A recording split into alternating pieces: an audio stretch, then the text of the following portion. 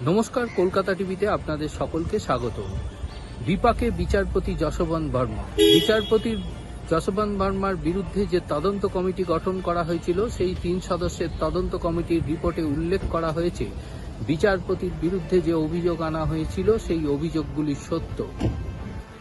বিচারপতি যশবন্ত বর্মার বাড়িতে 2025-এর মার্চ মাসে অগ্নিকাণ্ডের ঘটনা ঘটে। সেই সময় তার সরকারি বাসভবনের গোডাউন থেকে বেশ কিছু টাকা উদ্ধার হয়। বিপুল পরিমাণ 500 টাকার নোট উদ্ধার হবার পরে বিচারপতি যশবন্ত বর্মা বিতর্কের আঙিনায় চলে আসেন। পরবর্তীকালে তার বিরুদ্ধে তদন্ত কমিটি গঠন করা হয় এবং তিনি রাষ্ট্রপতি এবং প্রধান বিচারপতির কাছে পদত্যাগপত্র পাঠিয়ে দেন।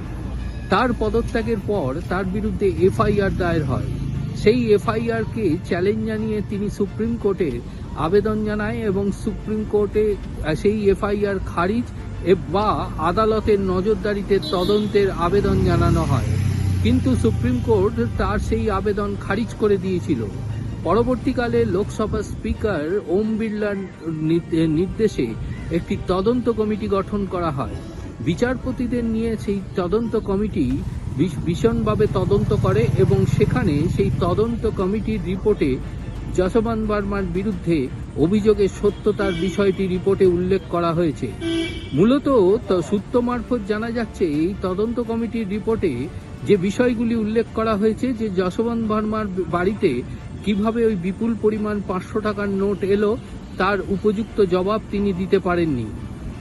সেই নোট উদ্ধার হবার আগে তথ্য প্রমাণ লোপাটের প্রচেষ্টা করা হয়েছিল, এমনটা বিষয়টিও কিন্তু তার বিরুদ্ধে কমিটির রিপোর্টে উল্লেখ করা হয়েছে। ওই অর্থ কোথা থেকে এসেছে সে বিষয়েও কিন্তু যশবন্ত বর্মা কমিটির কাছে জিজ্ঞাসাবাদে তিনি পরিষ্কার করে বলতে পারেননি। এরপরেই বিচারপতির বিরুদ্ধে যে সমস্ত আত্মপক্ষ সমর্থনের সুযোগ দিয়েছিল কমিটি, তাতে সন্তুষ্ট নয় কমিটি। কমিটির পক্ষ থেকে জানানো হয়েছে যে যশবন্ত বর্মার বিরুদ্ধে যে অভিযোগ, সেই অভিযোগের সত্যতা রয়েছে। তাই কমিটি তার বিরুদ্ধে অভিযোগকে সঠিক বলে রিপোর্টে উল্লেখ করেছে। কমিটির এই রিপোর্টের ফলে বেকায়দায় পড়ল বিচারপতি যশবন্ত বর্মা।